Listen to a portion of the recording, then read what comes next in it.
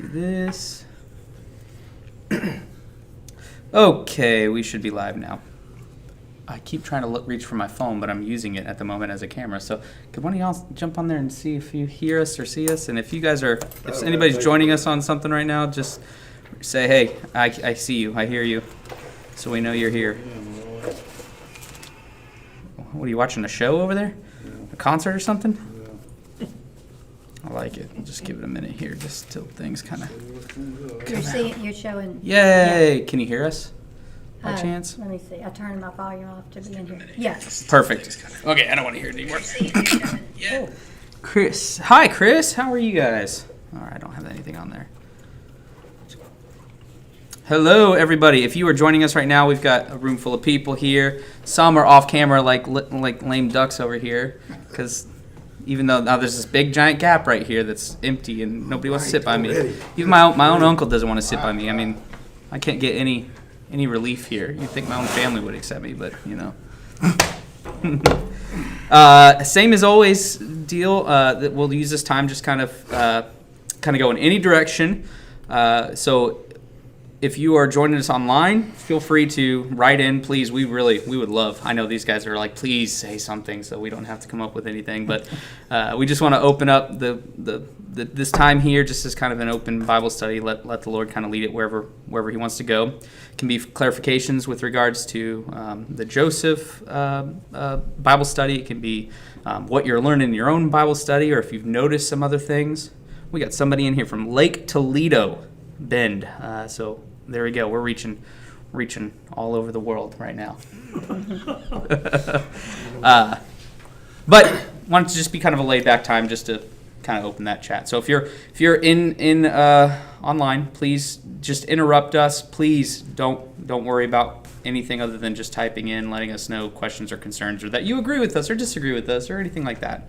Hi Judy, thanks for joining us. I'm glad you're here. This is really fun for them because none of them see what I'm seeing right now, so they're just seeing me speak to nobody, and that's awkward. Hey, I think you ought to tell everyone what we talked about the Joseph and Judah and what those names represent and how it correlates to other chapters in the Bible. Okay, that's a good starting place. Here comes Danny. He's going to want to talk now. Hi, Danny. Hey, Danny, we are on a Bible live stream. Come on. I know. You don't know what you just walked in on. Oh, thank you. Oh, Thank you didn't have to do that. I appreciate that, sir. Hey, Danny. Okay, so one of the things that we talk about in our class is how Scripture is very, very intertwined. I know as Christians we have a tendency to deal with the New Testament a lot, and we're kind of, I don't know, maybe I'm alone on this, but for the longest time I kind of felt like I don't really know what to do with the Old Testament. I read these things and I'm kind of like, I feel like there should be something here, and I know that it's supposed to point to Jesus, but outside of like the overall prophetic type passages that are like, he's going to be bruised for our transgressions, and we're like, oh, there's Jesus kind of thing. I just never really understood what to do with a lot of these passages. But the more and more I study and the more and more I realize, like, Jesus is everywhere in this. In fact, every single narrative that we're going to read in the Old Testament is somehow trying to reveal some sort of a trope that Jesus will come and fulfill and take care of. Sometimes it's way out in the open. You just don't even realize it. So in conversation with another individual this last week, we kind of started to piece together that there's some more connections in the Joseph story and the Joseph narrative with Jesus than we realized. For instance, Joseph's brother that we dealt with on Sunday night. Do you remember? Anybody remember his name? Judah. Yes. Judah in Greek is Judas. And when you realize that immediately, what does Judah suggest doing other than killing his brother in the last chapter? If anybody remembers. He wanted to sell his brother. Yes, for a certain amount of silver, right? And once you start to see those connections, then you'll start to see that Judah and Judas have a lot of similarities somehow. it goes a little farther. For fear of messing this up, because I stumbled upon this while speaking to somebody, and when retelling it to them originally, I messed it up. But Joseph's name, or Jesus' name in Hebrew, is actually Yeshua. It's actually Joshua. But Yeshua is the name Savior in Hebrew, Joshua. But Joseph is also the name of Jesus' father. And we meet another Joseph that takes place at the end of his life. So we meet a Joseph at the beginning of Jesus' life and a Joseph at the end of Jesus' life. And the thing that Joseph at the end of Jesus' life offers up, do you remember what he offers up, Joseph of Arimathea? Burial place. Yeah, a pit. He offers up a cave, a burial place. And so, like, whether or not this is something like earth-shattering, it just goes to show that there's certain elements about everything that we read in the Hebrew Scriptures that are also coming to play in the New Testament, sometimes really overtly. So we have Judas. He's the one who sells his brother into slavery, or decides to come up with that plan for a certain amount of silver. Then you're going to have Judas, who sells Jesus into the hands of the priests and all those for a certain amount of silver. And it just, when you start to put those two elements together, you go, okay, Judas is the one whose life, who basically ultimately ended Jesus' life, but yet Judah in the Old Testament is ultimately the one who, in supposedly ending Joseph's life, will eventually see new life brought to everyone, because Joseph in Egypt will lead to, salvation through a famine and stuff like that. And so you're seeing like all these little plays, but it required Judah to sell him into slavery for the famine to be overcome in Egypt, and it required Judas to sell Jesus into slavery for so the spiritual famine to be overcome, for salvation to come. And so there's more, I think, there that I have yet to kind of like investigate out, but it's something that I think is kind of cool when you really start to see that picture kind of formulate. And yet the lineage of Christ comes through Judah. Oh, yes. Thank you for saying that. And so the obvious answer would be that through Joseph, Jesus' father Joseph, but now Old Testament Joseph, you think through Old Testament Joseph, that's the lineage of Christ. That's the seed or the offspring of the woman through whom salvation should come. But it doesn't. It comes through Judas in the Old Testament, Judah in the Old Testament. And so those names get really confusing as I'm saying them like that. But it just makes you sit back and think back. Like this whole book is just so much like it's a play on man's thoughts and opinions and choices and all this stuff, and it really just makes you go, wow, all these times man thinks he's in control, he's not. And every time God's always the one who's actually in control. He's actually the one who remains consistent through it all, and it's incredible. Any thoughts or confusions on any of that? So God's plan basically goes through the one that man would say, this guy's got no chance. He's evil. He's basically like. Think about all the. I love to consider it like this. The Bible is often trapping you. Like it's wanting to trap you. It's wanting to guide you to certain outcomes that you think are going to happen, and then just to shift it on you. So like Joseph and Judah are a good situation. Like Jesus comes through Judah's line, and through not only just Judah's line, but Judah's line with his daughter-in-law, Canaanite daughter-in-law. And you're like, okay, that's not exactly. I think God, you could have chosen a little easier way, a different path, right, to go about this. But then you get to people like David. David is the youngest. He's the one who's like shouldn't be king out of all of them. He's the one who doesn't look like Saul, whom all people were like, yeah, he is the stereotypical king. He's the one who should be king, and we all know what happens there. He's a terrible king, and then David's chosen. You're like, well, that doesn't make any sense. But then David goes on to be a pretty decent human king, just like other humans are. You get to in the Judges, you get Gideon, who I think the Gideon story is hilarious because it starts out by stating that Gideon is he's a mighty warrior, like he's a mighty one for God.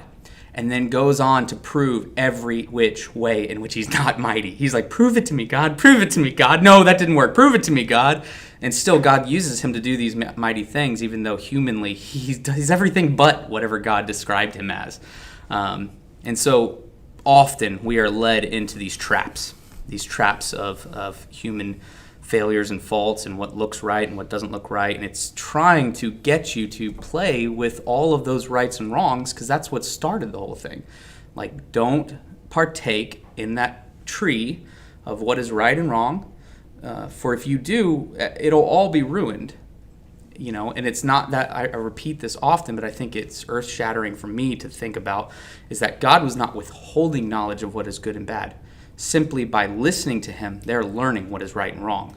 But instead, they chose what was right and wrong for themselves. And that's what led to the brokenness and fallen nature. And so then the rest of all the other narratives are all about man choosing what they think is probably for the best. And the world may even say in a lot of those decisions, yeah, I think they made the right decision. But you see how it leads to more death and destruction and chaos. Meanwhile, God comes and is constantly going, no, it's the opposite. A leader is actually a servant. The meek are the ones who will rule and reign, and blessed are the poor. All these things that are just upside down world, because turns out we're actually not that good at figuring out what's actually really good or bad, and all that. But it also allows all of us, because all of us are human, it allows us to see from all these examples in the Bible how he takes anybody and changes anybody, and everybody has that opportunity. So, even the ones in the deepest despair can find something in the Bible worse than where they are, and have the answer there. Yep. And one of the traps that I think is fun is, none of us ever read the Bible going, yeah, we're actually like Saul, or we're actually Judah. No, we read these stories like, oh, we're Joseph. We're the heroes. We write ourselves into the heroes of the story. Meanwhile, it's doing everything it possibly can to show that the heroes of the story are not really unlike any of the other people of the stories as well. They've got all of their same faults and failures as human nature causes. And so it really is just necessitating that there's not a right way humanly that can fix this problem. It had to be both human and divine, is the only way that could fix the fallen nature of. Yeah, the divine is for all. Yes. No matter who you are, yes. It's there. That is so well said. That's good. Another thing we talked about was the city name meant, I don't remember which city it was, but Enaim? Yeah, Enaim. It goes back to the word plays that are happening in this passage of Genesis chapter 38. And so you're going to get, you're going down this idea of the tale of two seeds. And so you're going to get, one seed that's going to be supposedly the seed of man, one seed that's supposedly the seed of the serpent. We got the seed of man, Joseph, in the last chapter. Now we're going to go down the line of the seed of the serpent in man's eyes, Judah. And everything you read in the Judah narrative is all about, is he going to choose what's right in what God says is what's right, or is he going to choose what's right in his own eyes? And so not only him, but the next generation of him are going to prove that now they're gonna fall and they're gonna fail. They're gonna be wicked, according to verse 6, wicked in the sight of the Lord, in the sight, word ayin, that you can see there. And so it's going to play with this word ayin by also saying here in a little bit, when Judah is going to not give Tamar over to his youngest son, Shelah, he's going to go up and he's going to have this task to sheep shear, go take his sheep shearing. And on his way, he's going to turn into this Enaim, which is, if you click on it, it says right up there in that blue corner there, it's the exact same word, I. And so it's a place probably for sure, but this narrative is not really about which geological or, what am I trying to say, geographical position. It's about, okay, he's now going to go and he's going to go to the place called sight, and he's going to see, now he's going to have this option to do what he sees as right by sleeping with somebody who's covered and veiled and deceitful, or if he's going to continue on and do what's right in the sight of God. Now, obviously, we know what happens, and the moral of the story is that even though he chose to do what was right in his own eyes, God was still at work. God was still planning on this occurring, and I don't know, not reacting is not a great word for that because he's not reactive, but it didn't surprise him. He knew that he was going to choose what was right in his own eyes as opposed to whatever. But what's interesting is that did you notice that his two sons were killed for doing what was evil in the sight of the Lord? Judah literally deserves to be killed, according to the Leviticus, for sleeping with his daughter-in-law. But him and Timnah him and Tamar and the two sons are spared. And so it kind of just makes you wonder, like, okay, like, number one, what did the other two sons do that were so bad, and number two, maybe it's not quite as simple as writing who's good and bad off, in that situation, because he had every right to take Judah out, really, for this. So everybody's probably not the simpleton that I am, and didn't know that the father was deciding who the wife was going to be, but we're in a different, you didn't get to choose who your wife was, so he was choosing the daughter-in-law to be for his sons. Mm-hmm. And I'm guessing everybody but me probably knows that, but I didn't. Yeah, most marriages, even today, it still occurs in especially Eastern cultures or even third world cultures. Marriage was less of a thought and a feeling, and more of a structured security for the family. And so that's why you make deals with people in your community or across communities, and you'd pay prices like dowries and stuff like that to marry, and then they would build on to your own household, and you have kids to help strengthen your family units, to help strengthen your farming and your cattle raising and trade and stuff. And so it wasn't about love and feelings, it was about structure and security and families. And so that's why there's many stories about predetermining who your kids are going to marry and not marry, which also is that's a theme that you're going to see with God and through the bride of Christ, and He is predetermined, who is going to, become one with the Son, and so that it's another one of those like little themes that you're going to see all throughout. Did you say Leviticus was written after this? All this was done, or Sunday night? Did you mention that? I did not. I'm the type that's kind of careful about giving some chronology when it comes to who, when, and what has been written where. So Genesis, it was not written like similarly to what we see today, where an author will take a book and we'll sit down and write it, or with somebody else will write it, and then it'll be produced. Like these, the Torah, the Pentateuch, the first 5 books of Moses, I believe were written by Moses, but it wasn't probably done the way that we assume.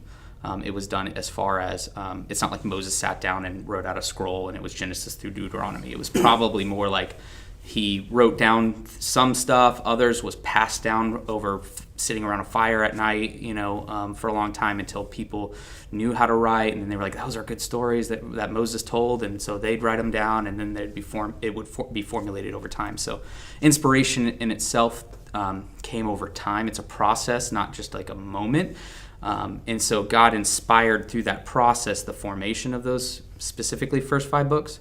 So to say that Genesis was written first, and Exodus and Leviticus and Numbers and Deuteronomy were written in a certain chronological order is really, really difficult to prove. And I don't think that's what I think. What I heard you say was he didn't fall under the laws of Leviticus. If you're looking at this, well, what I'm saying is that if you look at the first 5 books as a whole and you hold the earlier people accountable, okay, let's go to the first instance that can kind of prove this. If you go back to Noah's story, Noah is told to bring not just specific animals, or any animal, but animals and clean animals. So the very first thing you see Noah do when he gets off the ark is he builds a temple on a mountain and he offers the clean animals as sacrifice. And it's a pleasing aroma to God. How does Noah know what to do here? This is the first we're hearing of an offering, of a structure built, of something being burnt, of what a clean animal is. This is the fifth story in the Bible, basically, fifth narrative in the Bible, basically. So how would Noah have any clue what that means?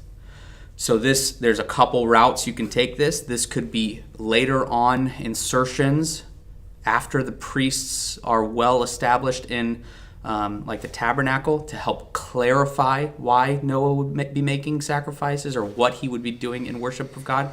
Or it could be that that God told him in other times, previous to this. It's not written down.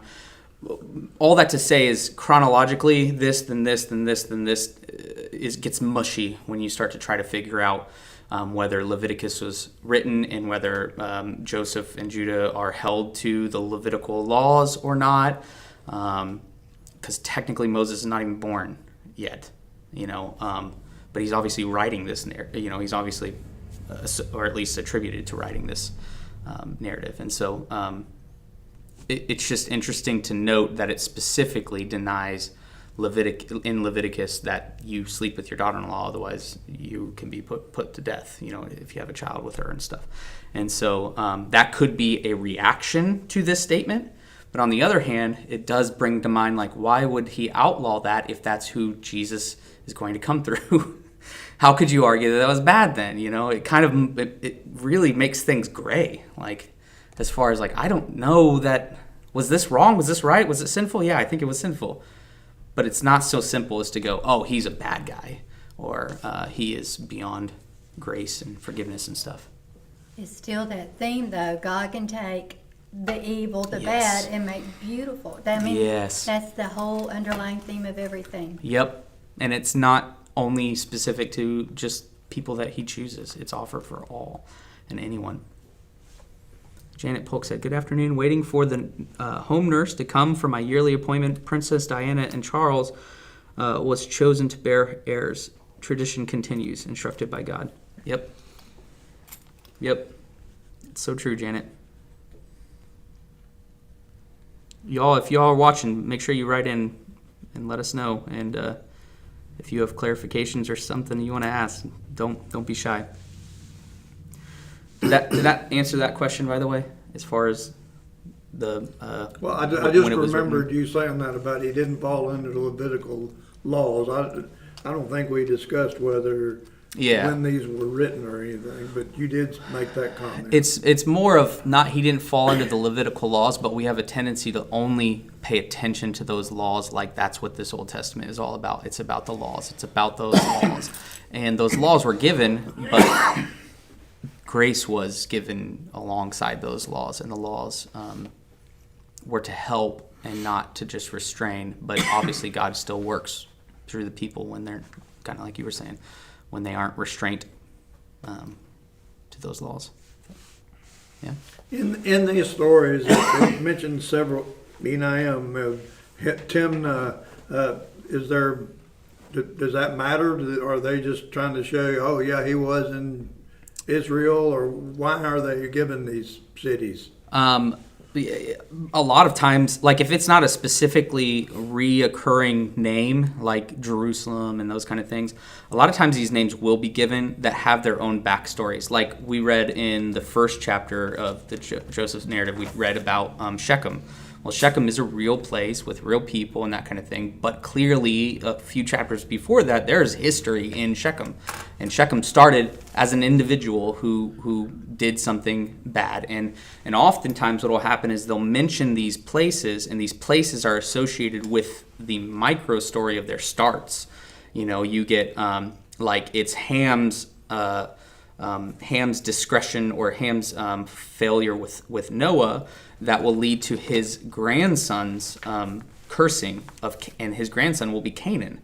And so a lot of the things that will occur with Canaan and the Canaanites will revolve around a sexual nature of some sort that will lead people away, because the descendants of Ham, Canaan, will reenact the sin of the forefather ultimately, which is exactly what happens with the Israelites too. I mean, they're doing the same things that Abraham and Isaac and Jacob and stuff are doing on repeat, and oftentimes in a much grander scale, which gives us great material when you get to the prophets, who will sit there and say, you, Abraham, are doing this, but in a sense, he'll speak about Abraham, but he's clearly speaking about all of Israel, because they're doing the same thing. They're pretending that their marriage with the Lord is not a marriage, but it's more of a family, connection, a sister, and while they're prostituting themselves out to other gods and things like that. And so, a lot of these things, especially in Genesis, are going to be micro stories of the macro picture. I just wondered, in the first right here it says Judah, his wife gave birth to Shelah, and he was in some town. You're like, what does that matter to the price of tea in China? Who cares? Well, and it's the Cherazim or Chezib, which is a Canaanite town, and it literally means like deceit or lie or false. You can see there. And so they'll a lot of times be doing that. So they'll a lot of times kind of give you, they're guiding you into the trap is what's happening. So like if I'm telling you a story and I'm saying, like the other day I was hungry for duck, and so I went to Mallard's, the store, and bought a winged bird that quacks and decided to cook it up and looked like a quack when I cooked it up, and then ate it and decided it was delicious. You'd say, what animal? Goose, right? Goose or duck or... The clear answer would be duck, right? I've now been sprinkling these little things in here, so I'm guiding you into the conclusion just to flip the conclusion and for you to go, oh, wait, what? That's not what I was expecting. So when you get to Judah and his births, you're thinking, oh no, they're going to die. Like somebody's going to die. There's death, destruction. Oh no, that's what life is going to be brought through. This is what salvation is going to be brought through. Wait, what? That's not... Like 2 people died for lesser stuff earlier. Like how are they not dead? What? And that's where it gets very confusing. And if you look at just these passages on their own, you get how it seems like the God of the Old Testament is this angry God, right? Because too often we're taking those little narratives and we're trying to figure out meaning in those little between the brackets. Meanwhile, you can't. You're not going to ever get a full picture of who God is without looking at the whole, because that's where you figure out the meaning. Have you heard the saying, Scripture illuminates Scripture? Like, that's real. Like, these weird passages that stand out, a talking donkey, bears that maul these kids for making fun of some dude who's bald. It's weird. And maybe you can kind of figure out maybe some meaning behind those things, but unless you're looking at those type of things as a whole, you may not discover those meanings. And don't ask me about it, because those are things I've not figured out yet. Those are still things that I'm still, figuring out. That makes sense? Judy Henshaw said, Tamar was described in the narrative as a prostitute. Judah called her a shrine prostitute. Did he add her description or make his action more acceptable? To make her action more acceptable? That's a good question. And you're going to hate my answer. I don't actually have a really super good answer to it. I'm guessing that what's happening is maybe he is trying to lessen it a little bit, but I don't think it is lessening it, because I think the average person would read cult prostitute versus prostitute like it's still a prostitute. And so he may be lessening it a little bit by changing it into a form of modern day worship of the time, or traditional worship at the time. But on the other hand, all he's done now is he's also made this a religious rebellion just as much as it was a familial rebellion as well. And so I think they're just really trying to hone in on the fact that, look, this was not just a daughter-in-law. This was also a pure carelessness about what God would say is right and what is wrong. He is clearly going about things his own route, his own way, which is where you will be leading to the duck, duck, duck. We've seen death, death, death now and all this stuff, and we're going to get to goose, where he has two sons, and one is going to be the one through whom Christ will come. I'm sure there's multiple layers to this too. I have not.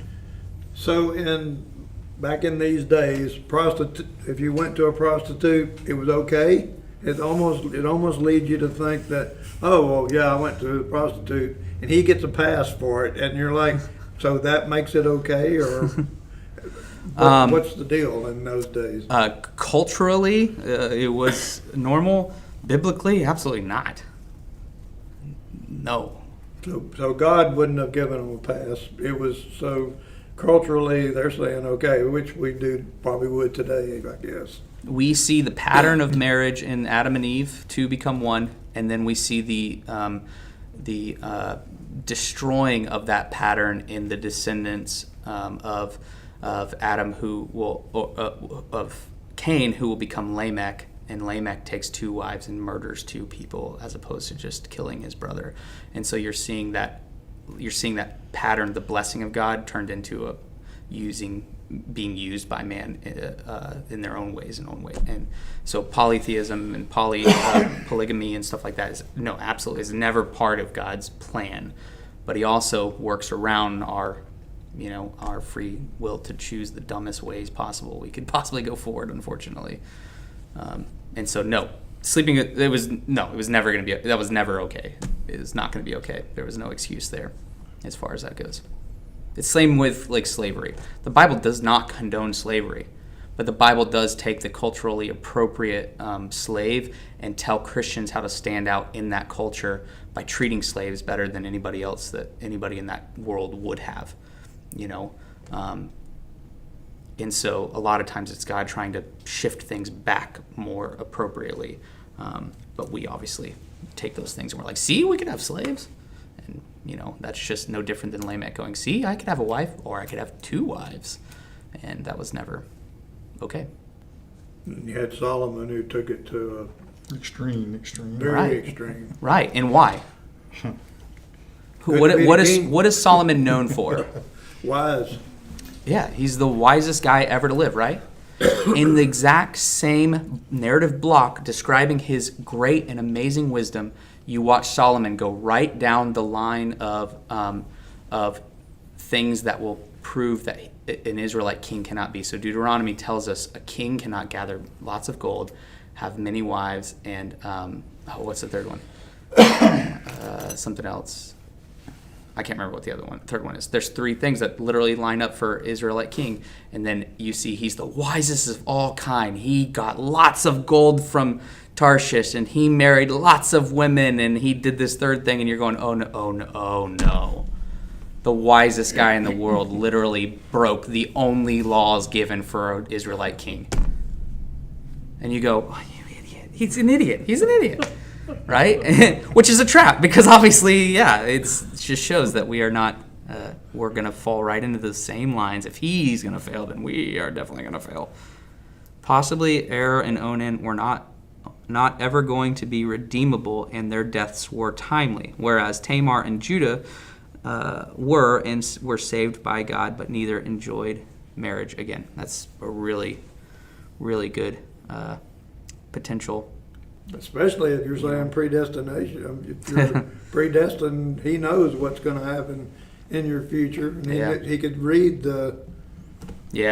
what's happening. I would never teach that, because it's not expressly talked about. It's kind of like why it's the Cain and Abel. Why did God favor Abel's over Cain, or those type of situations where you're like, you're not actually given all the things here.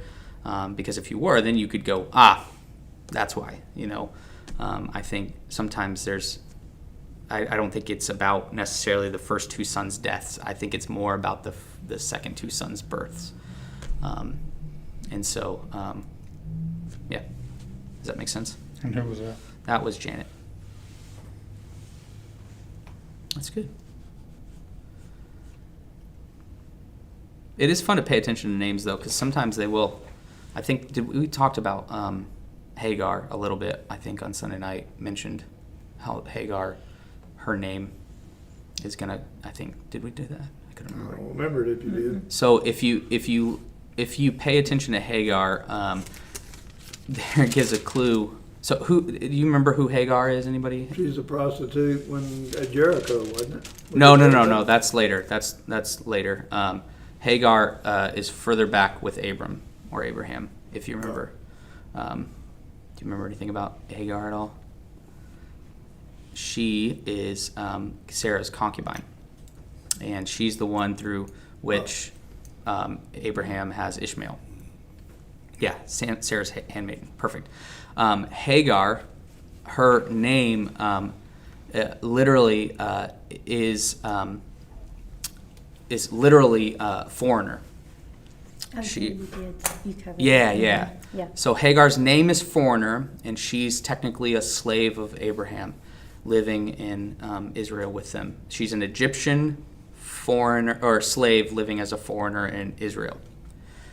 Can you think of another Israel slave living as a foreigner in Egypt? Yeah. Moses. So what's happening? And then the birth of Ishmael or the birth of Isaac will find Hagar, the Egyptian slave foreigner, cast out into the wilderness, whereas the death of the firstborns will find Moses and the Israelites cast out into the wilderness.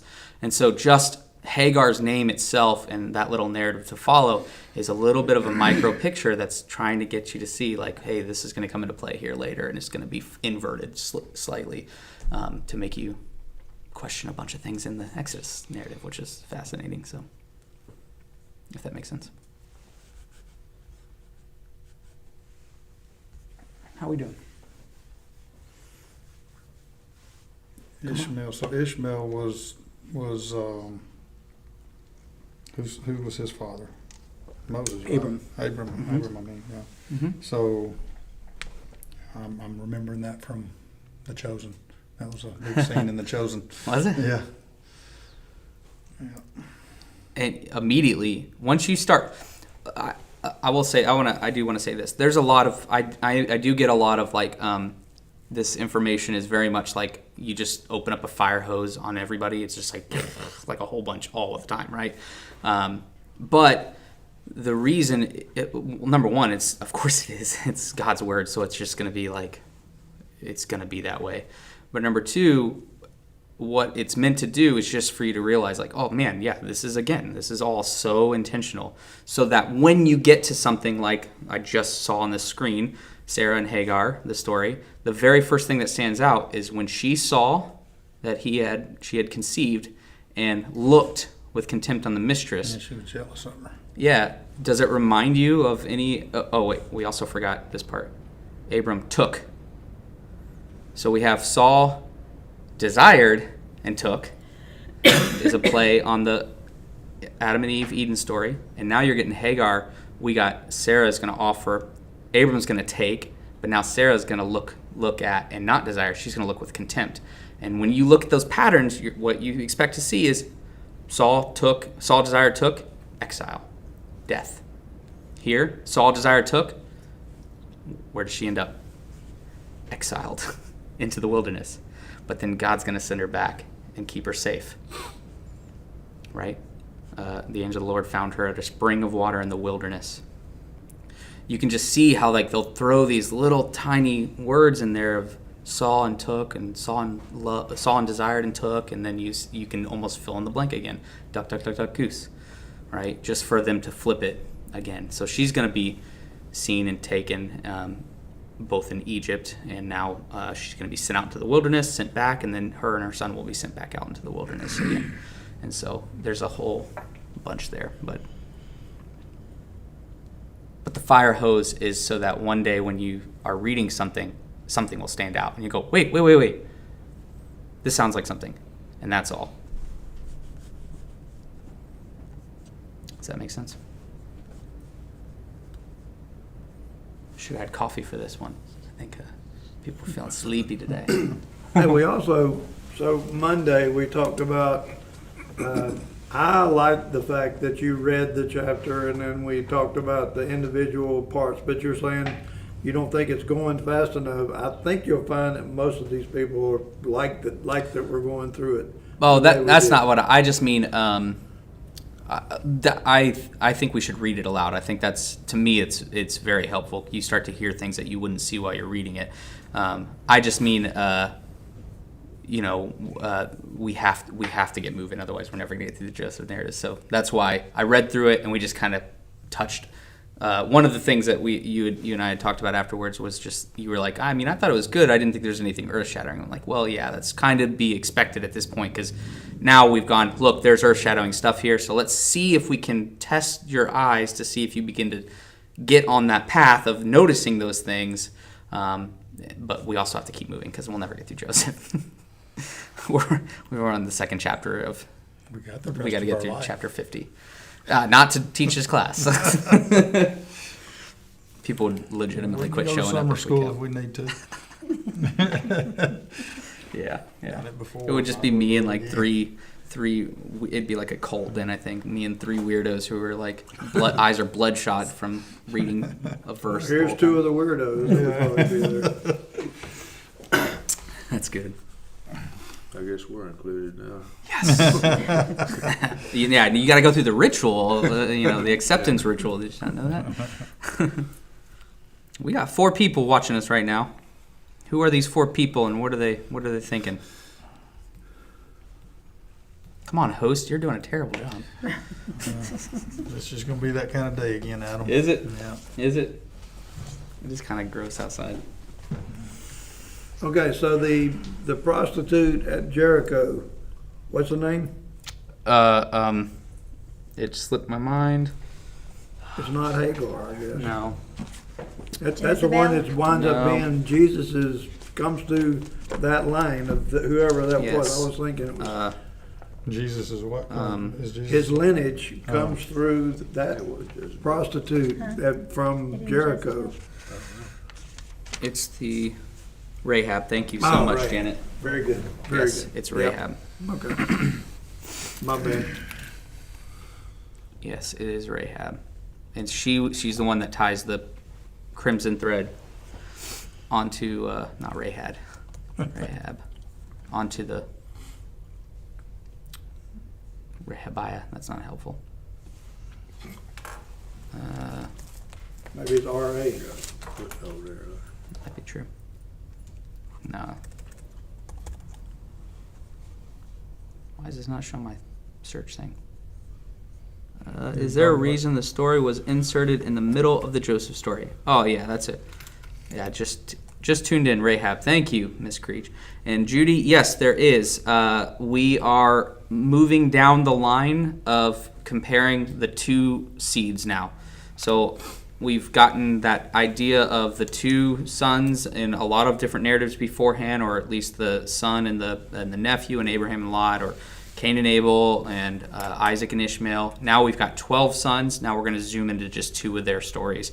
And so we're trying to see the idea of which seed is going to be the seed of the woman and the seed of the serpent. Is one of these going to destroy sin, or is one of them going to cause more death and destruction? And so we're going to see now the juxtaposition of Joseph versus Judah in the rest of this Joseph narrative. It's a good question. These are the most questions we've ever had on here, so that's great. Rahab. I don't know why it doesn't want to show me that, but there you go. Joshua 2. My goodness, that's small.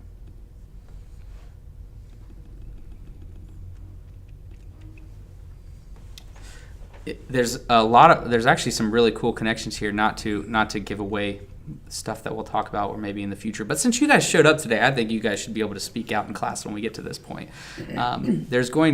Joshua is going to send 2 spies send 2 men into the land to spy the land, and she's going to help them. She's going to tie the crimson thing on the thing, and it's going to save her family. Spies are going to come back into play here in the Joseph narrative. It's going to be what Joseph is going to describe, or is going to accuse his brothers of doing. You're here to spy the land. You're here to spy the land. You're spies. He's going to say it a bunch of times. And it's interesting because if Joshua got put in command because he was sent, if you remember that narrative, as one of the 12 spies to spy out the promised land, he comes back and only Joshua and Caleb are like, no, we can do this. God's on our side. Meanwhile, everyone else is like, no, we should have gone back to Egypt, and you know the rest of the story. They wander in the desert. But now we have Joshua who's going to send spies. He's going to send 2 spies, and are they going to come back with a true report, or are they going to come back with a false report, just like Joshua was doing? And it's the same predicament that his brothers, Joseph's brothers, are going to be in. Are they going? They've already proven Joseph, if you remember, was sent out to his brothers to bring a true report back, or a report back on his brothers. He's supposed to spy on them. Remember he brought a bad report? Now Joseph's brothers send a lie back, a deception back. And here it's an inversion of those type things. And by bringing back a true report, it ends up saving her and her whole family, and she doesn't tell a lie. Meanwhile, all the people in Israel wander in the wilderness and die because they come back and bring a false report, or a not peaceful Selah report. Shalom report. If that makes sense. Whenever I say, go ahead. Also, when they brought the reports back of who was in the land, they were talking about the giants and is that? Should have mentioned the giants. I knew he was going to talk about those. You have to get the Back to the Nephilim in there Nephilim. somehow. That it is the giants. That was when the 12 men went and spied. Yes, and they come back and they're like, we're like grasshoppers to these things. And think about what he said. Think about all the things that he says. They're fortified, large cities, and the fruit. You should see the fruit. It's huge. It's amazing. It's abundant. It's milk and honey. And immediately you're thinking, yeah, it's Eden. It's the promise. It's where you're supposed to go, right? But there are these giants here, and these giants are descendants of Genesis 6. If you take this route, I think it's very convincing. The Genesis 6 sons of God who saw and took human women and had the Nephilim. And these Nephilim are the mighty men, the giants. And they're the ones who will eventually be the ones who David and his sons will defeat. And who they're the ones who are wiped out in Canaan when God sends Joshua into the Canaanites to wipe out all these people. He's not just murdering a bunch of people, he's murdering a messed up bloodline. And if you look at it through the eyes of the 2 seeds, one will crush the serpent. Well, if you're the serpent, if you're the one who doesn't want to be crushed, the best thing you can do is just mess up the bloodline of humanity. Like, just mess with those, and then it can't come through a woman. It has to come through a half-divine whatever being. So it gets weird, and there's a lot to that. Just a weird thing to state in a 5-second online thing, and I hope I'm not taken out of context ever about that. But yeah, they're going to have that option to go and invert the Genesis 6 thing, and some won't, and some will. And we see God who will defeat those, and in that.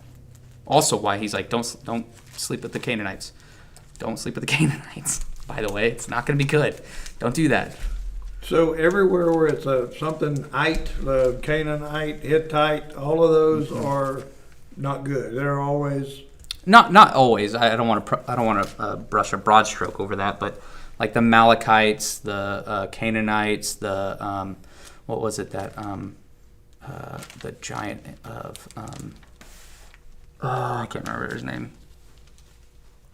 I don't remember, but not all of them, but there are several of them. And they do a good job the Bible does a really good job of distinguishing which ones are which. so Like if they're basically saying that these are not Israeli, they're not Hebrew, they're not yeah, Jewish. they're of the line of like Ham, in the Noah situation, because Ham is going to birth a lot of these lines that will come down and make up a lot of issue with the Israelites later on.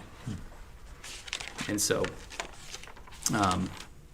what's it say? Canaan is going to have, they're going to be in the line of the Hittites, the Jebusites, the Amorites, the Girgashites, the whatever, all these other ones. The ites. Yeah. There's a lot of ites there. Yeah, that makes sense. What was the groups that Joseph was sold to? the Ishmaelites, Midianites, Ishmaelites. Okay, that's Well, they're not sold the- to Egypt. But here's another really nerdy thing that we won't get into. But Ham or Canaan is going to be the one who will birth, those that land of the Canaanites, basically. But his brothers are going to have like Egypt, and this is in the Table of Nations. You'll see like Ham has Cush, Egypt, Put, and Canaan, and so like you'll see Egypt and the Canaanites are going to become major players later on in the Israelite story, and they are descendants of this situation with Noah. In Revelation, But- isn't that the lands they said going to come in and attack Israel in the last days? All of the Cush and But Shem is also going to be the ones who will he will be in the line of Peleg, which was Peleg is the Hebrew who will become known as the Hebrews. And so what you'll see is you're going to still see the sibling rivalries between these things that started a long time beforehand with Ham and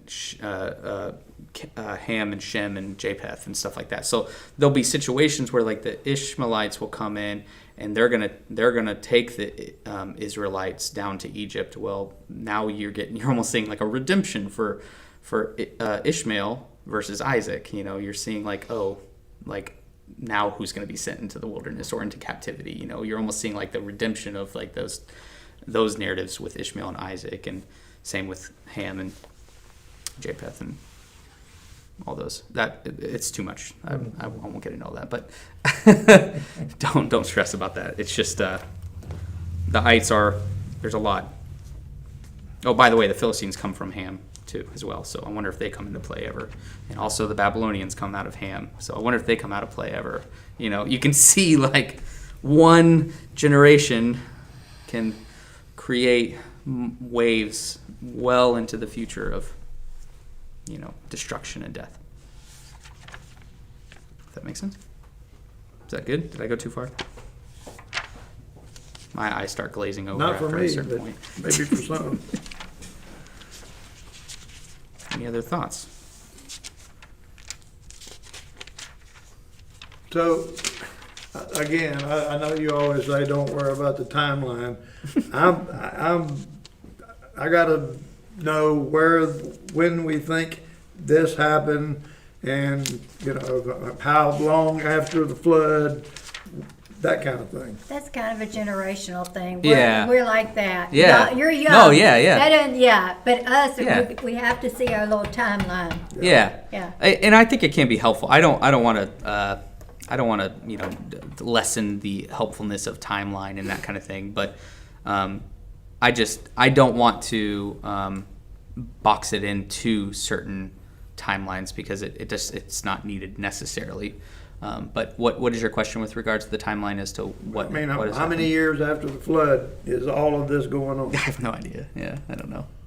No I mean, clue. there's no. I have a really cool chart on this wall on a wall I've in seen here it. that you can look at. That's a good If guess. you can follow that, Yeah, because man, that's a good guess. so Noah's Ark in Kentucky, is where that's from that he's talking about, and oh my goodness, it has all the lineage starting from Adam and Eve, and then it blows up, and then at Noah it's like nothing, and then blows up The again. problem with that is a lot of like A lot of that's guessing. Well, yeah, they're going off of genealogy. They're going off of actual stuff. They're going off of genealogies, but genealogies are not always including everyone. So, like in the Matthew genealogy of Jesus, like for instance, this is fun. In Matthew's genealogy, you're going to get, I believe, if I remember correctly, it's like 3 sections of 14 names or something, which is a very, very Hebrew thing for people to do, like them to do. They would always like do them in certain amounts, right? Well, and they're going to give all of these names, and in the middle of it, they're going to throw in Josiah, verse 11. Josiah was the father of Jeconiah, right? And for most of us, by now, we've already glazed over like completely. We've heard name after name. Of course, we're going to catch those big ones, Rahab. We're going to catch, Perez, right, by Tamar. We're catching all those. The ones you've already heard about. Yeah, but then you're going to get to Jeconiah, verse 11.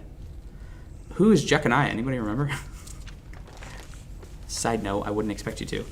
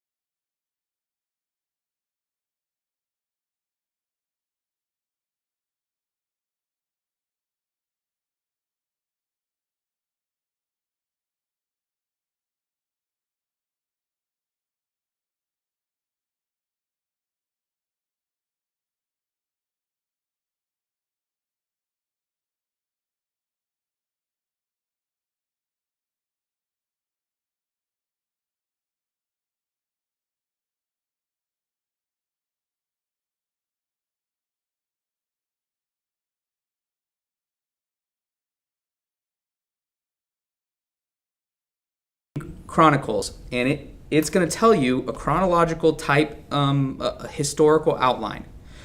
Well, what happens when the world goes, that Persian king did not exist at that time, which is real. This is true. It'll say it was during this time or at this place or whatever, and it's just, it doesn't quite line up. You're forcing, because you're saying this is a chronological historical account, you're forcing it into this box it's not forcing itself into, we are. And we're demanding that, which means when it doesn't match up to history, you go through big questions like, I don't know what to do with this. It's not even matching up with what it said earlier in the other books in Joshua or in the Kings. So how am I talking about that? How does that work? And it's because the Chronicles is not a historical account, it's a theological account. It's not historically trying to timeline what happens with Israel, it's theologically timelining what happens in the decline of Israel. And so it's going to say all these things, and you're watching the snowball effect of how they've just given themselves over, over completely to these other gods and these other beliefs. No sound, and it's now frozen, is what it says. Good. That's good. Oh, well, hopefully it comes back. I don't really know. Oh, it's probably because I went over to that and I didn't have any sound on it, so that's good. I bet you can hear us now, huh? Okay. Well, we're after one here. Yay, we are back, Janet. You missed all of that. Just go look up Jeconiah. Matthew chapter 1, verse 11. Just pay attention to Jeconiah and follow that little rabbit hole, and you'll find some cool stuff there maybe.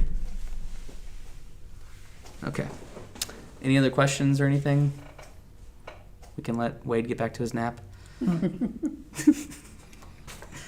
Okay. Well, thank you guys for joining in person online. I'm going to pray, and if you guys especially online, if this is something you guys enjoy doing, let me know. I'm always okay with doing the Bible study. I could give or take whether it's online or not. So if you guys want to just come in person and do it, we could do it that way. But other than that, just be sure to let us know if this is something that you find value or whatnot, if we should continue doing it or not. But let me pray. God, thank you for this day. Thank you again for a few moments just to clarify some stuff in Scripture. I pray that is the outcome of what we've talked about, that we find greater clarity in all of this. God, I pray that you'll be with us this week. Continue to birth in us a desire to spend time with you and your word, and continue to bless this time in your word. Help us to grow closer to you. God, we love you and we praise you in your name. Amen.